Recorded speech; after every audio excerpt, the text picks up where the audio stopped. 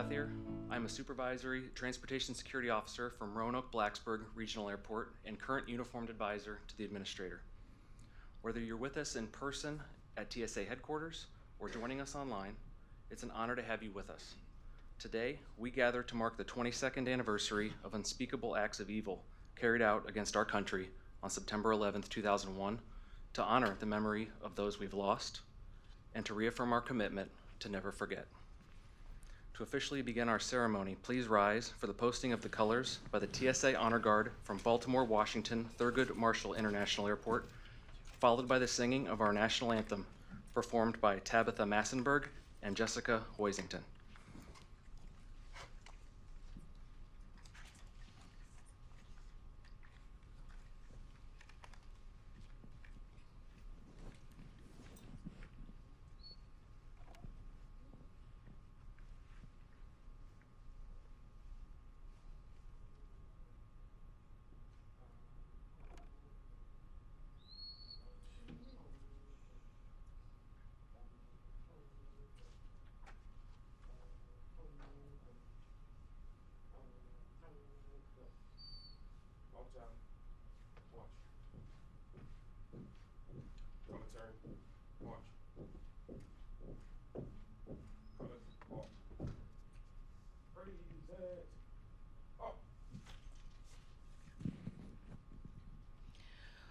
Oh, say, can you see by the dawn's early light what so proudly we hailed at the twilight's last gleaming, whose broad stripes and bright stars through the perilous fight o'er the ramparts we watched were so gallantly streaming, and the rockets rang glare, the bombs bursting in air,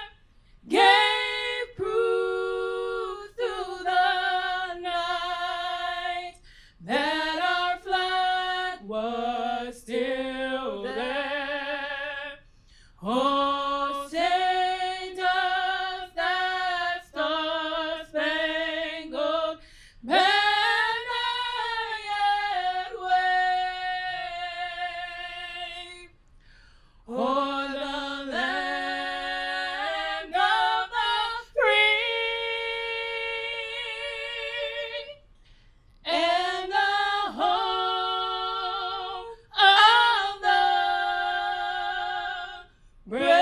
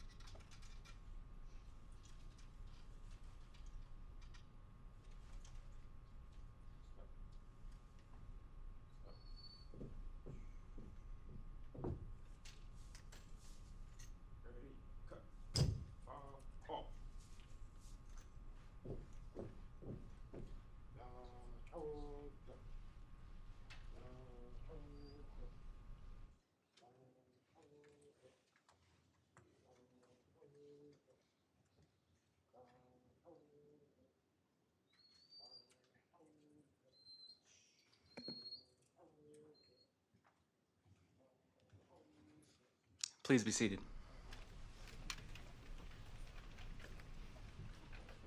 Tabitha and Jessica, thank you. Please join me in welcoming newly appointed TSA Deputy Administrator, Holly Canavari.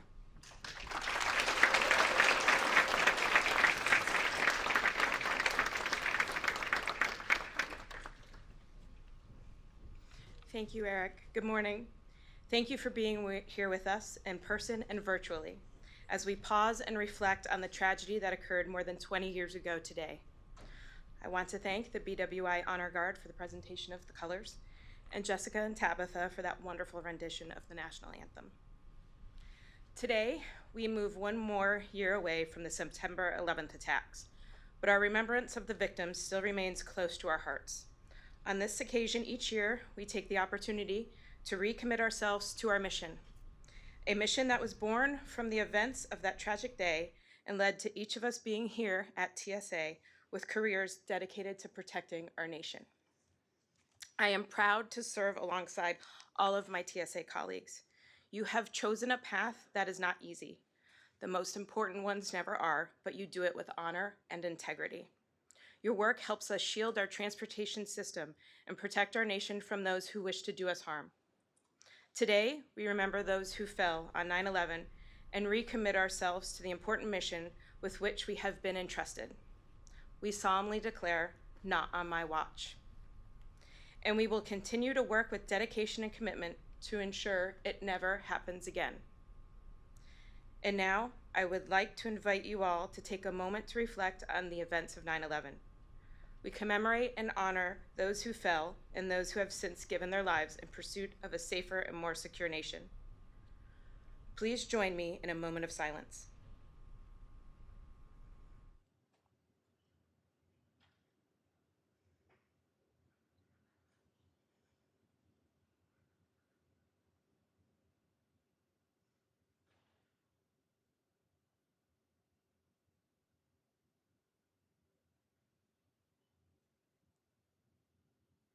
Thank you.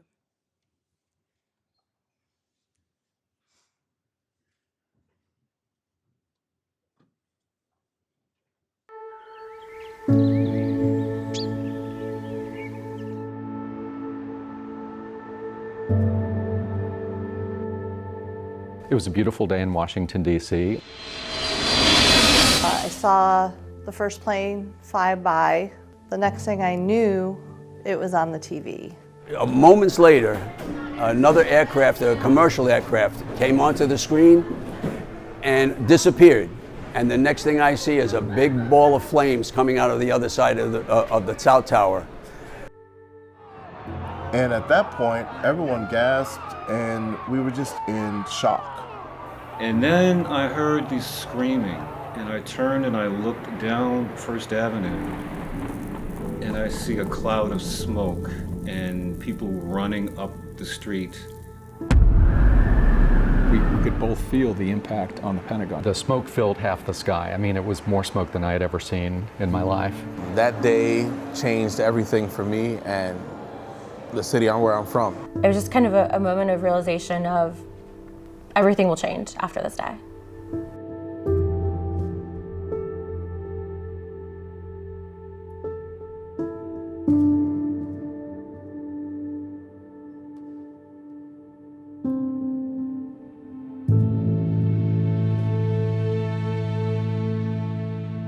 On September 11th, I was working as a screening manager for one of the contract companies at Newark Liberty International Airport. One of my checkpoints was the checkpoint where United Airlines Flight 93 departed on a daily basis. There were a group of children going on a class trip, saying goodbye to their parents. There were flight attendants, flight crew that I developed friendships with. We spoke and we said to see you later. I also noticed a man who seemed out of place at the time, who was later identified as one of the terrorists on 9/11. A few minutes after UA-93 departed, I got a call informing me that a plane had hit the first tower of the World Trade Center. I later learned that the children I saw saying goodbye to their parents were never coming back. The flight crew that I developed friendships with were not coming back.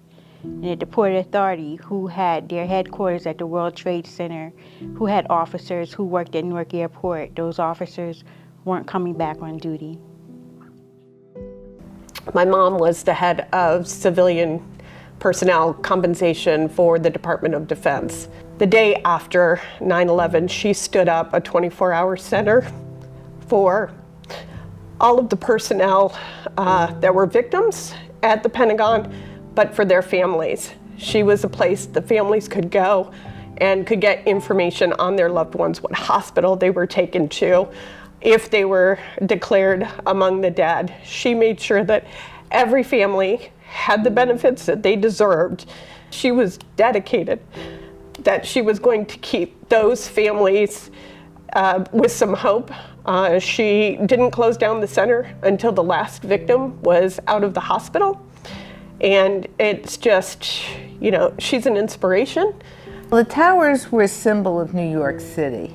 It's hard to put into words what it is like to see buildings of that size go down into a toxic heap.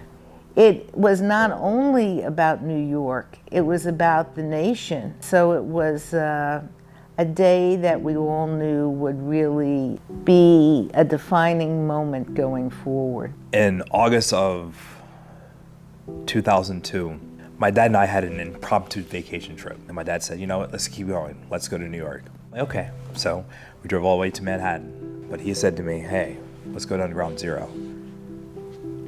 And I was like, okay. Glad to be in New York, but okay.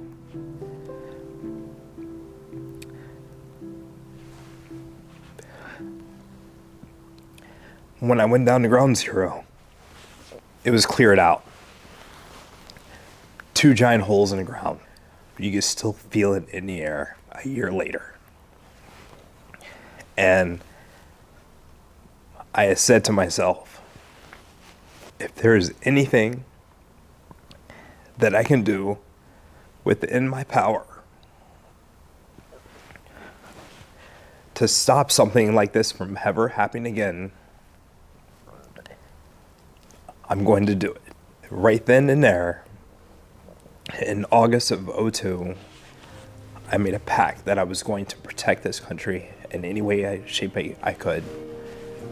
And I fortunately got the opportunity to get a job as a transportation security officer in Richmond.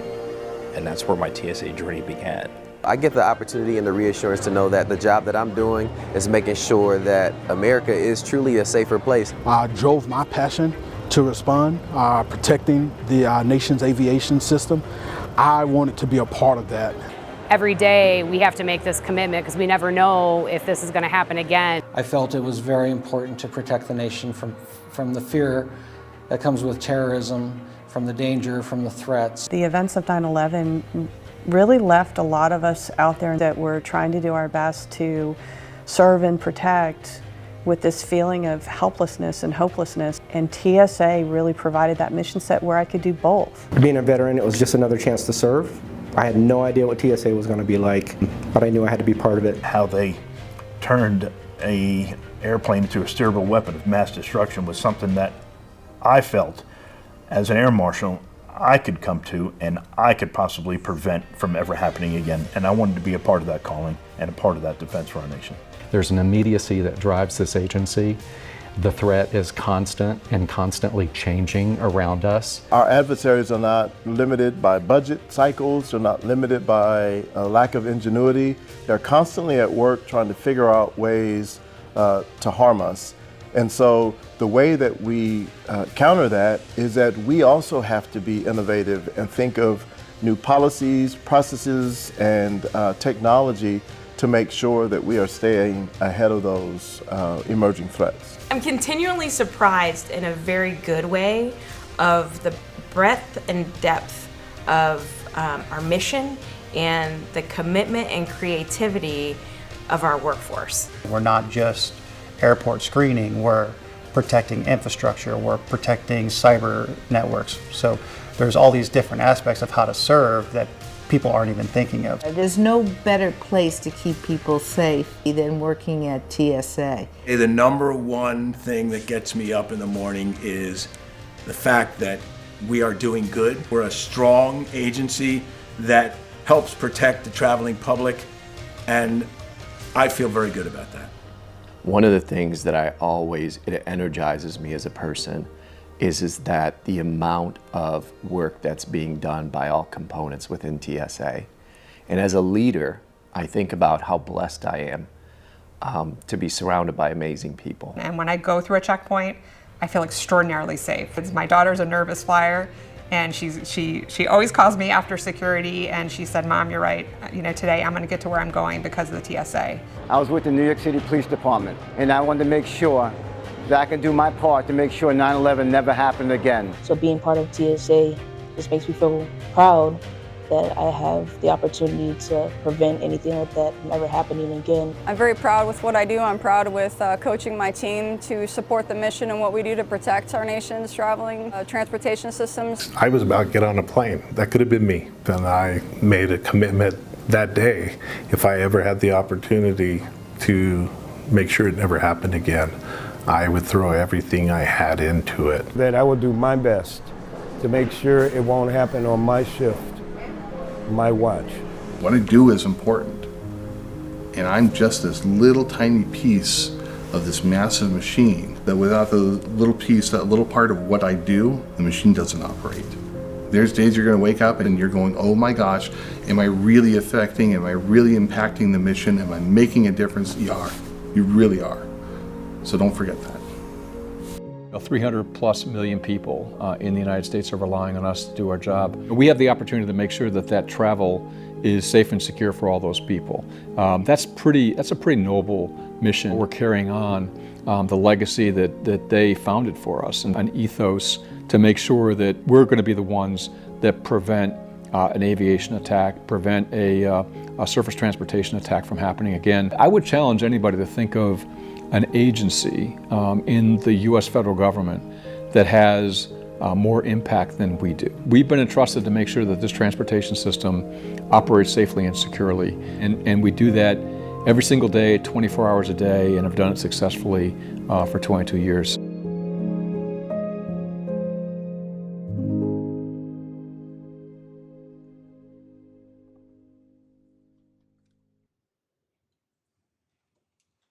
At this time, it's my honor and privilege to welcome TSA Administrator David Pekoski.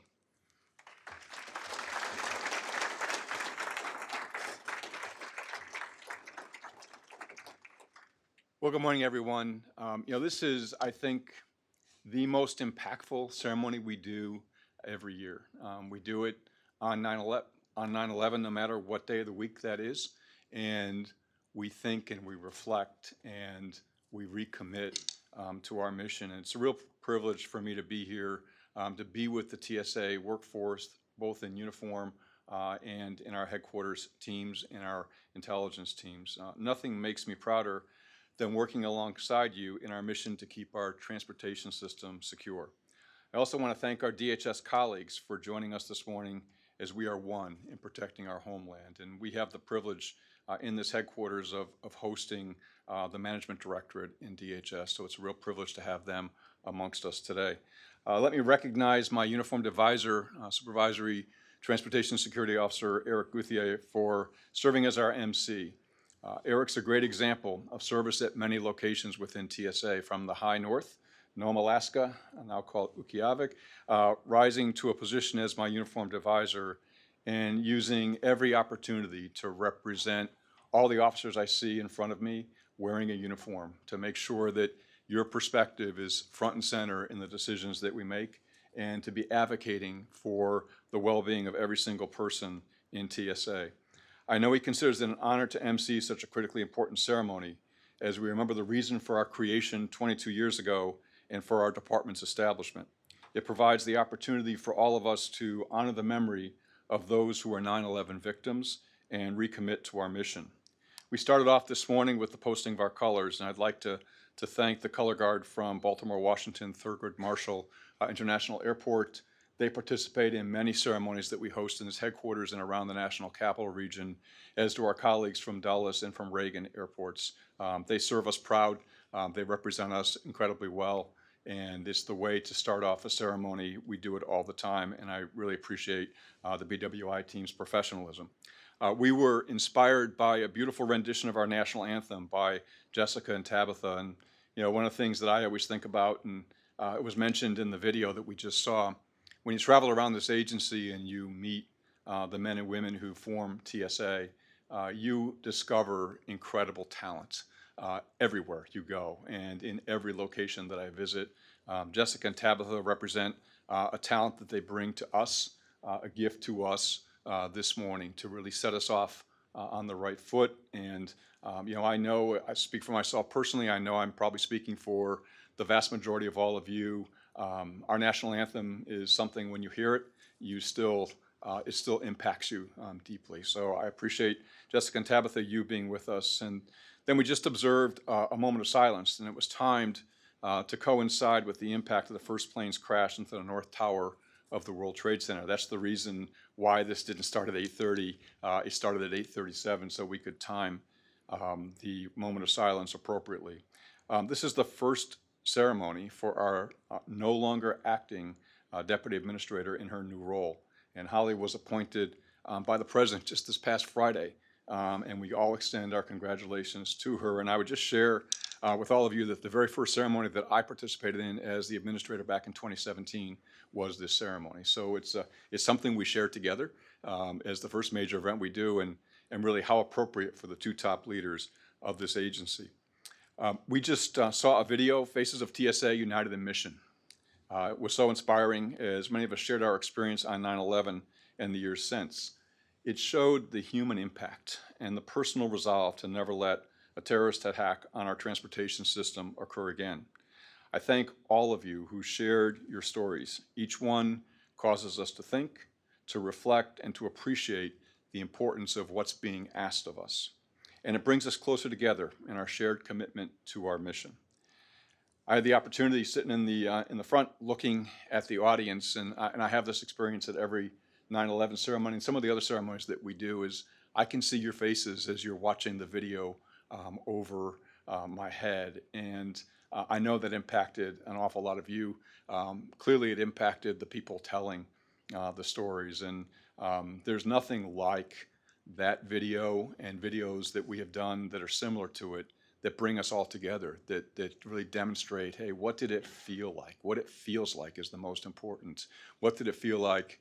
Why do we devote our time and our energy and our talents to make sure that it never happens again? I want to thank those who shared their stories, and also thank the Strategic Comms and Public Affairs team who worked to help tell this story in an appropriately personal way that can only deepen our resolve to answer the call of our credo, not on my watch. And you can imagine all the people that were interviewed, setting up those interviews.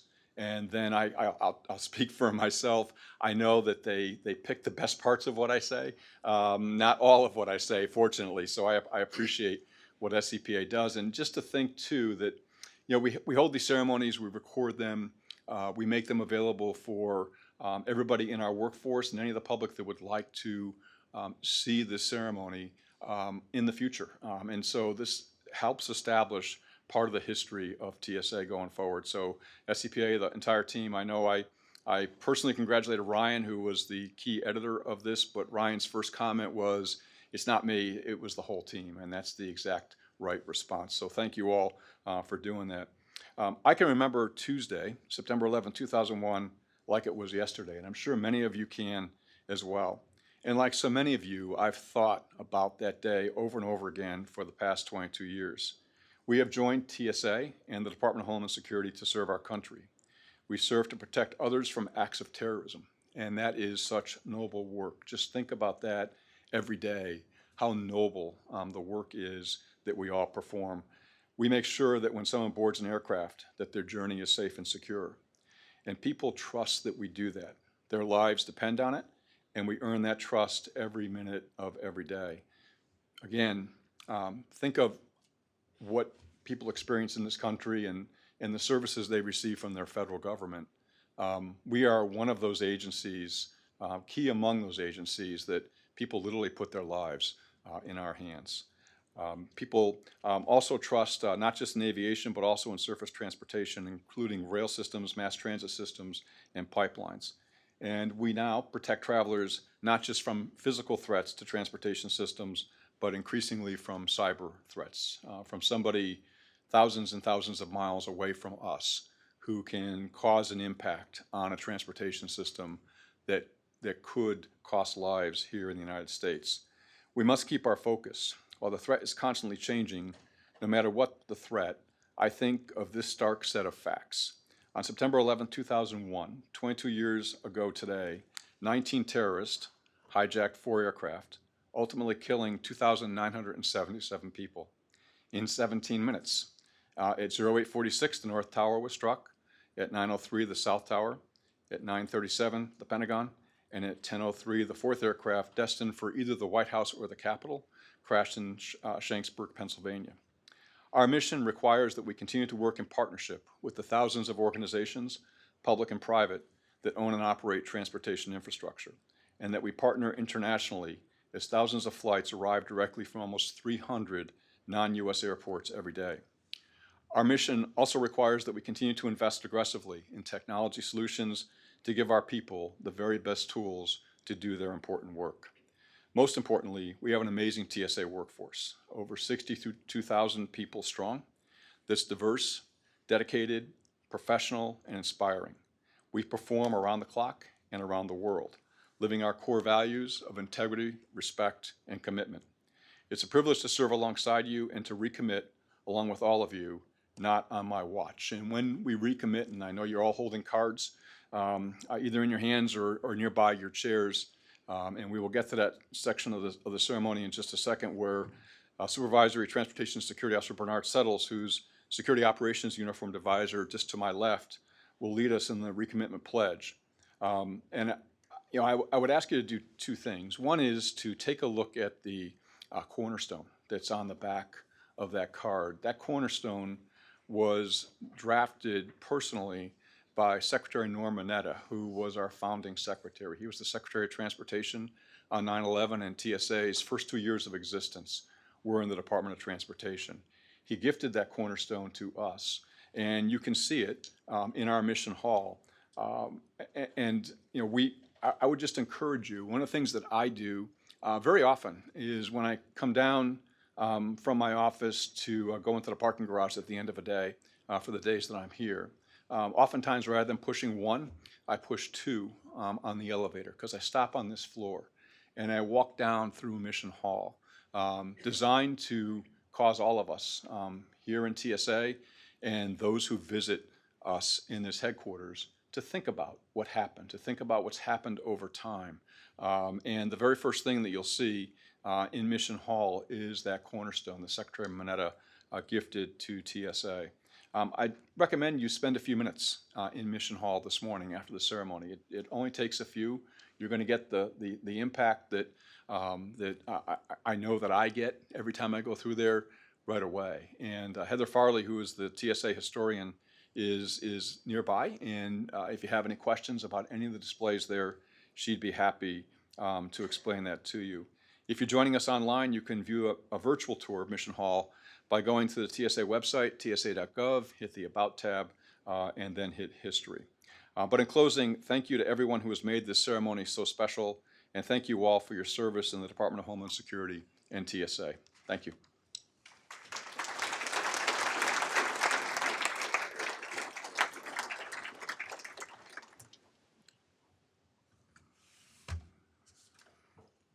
Thank you, Administrator Pekoski, for your words and your leadership. And now please welcome Uniformed Advisor to Security Operations Bernard Settles, who will read the recommitment oath.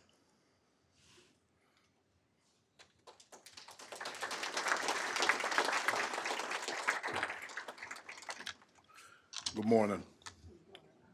Forged on an anvil of cruel necessity and blood shed innocently, TSA was built urgently in a time of war to preserve peace. From all walks of life, we came forward to serve an agency built of innovation, patriotism, and steady virtue. We are firm in our resolve to not yield to terror, driven by a noble and critical mission. I proudly serve with integrity and professionalism to protect my family, community, and fellow citizens. Today, I recommit myself to my role in safeguarding my country and reaffirm my promise to the American people. Not on my watch. Thank you.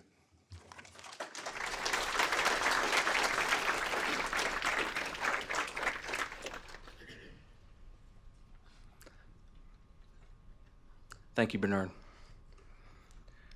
please rise for the retiring of the colors by the BWI Honor Guard.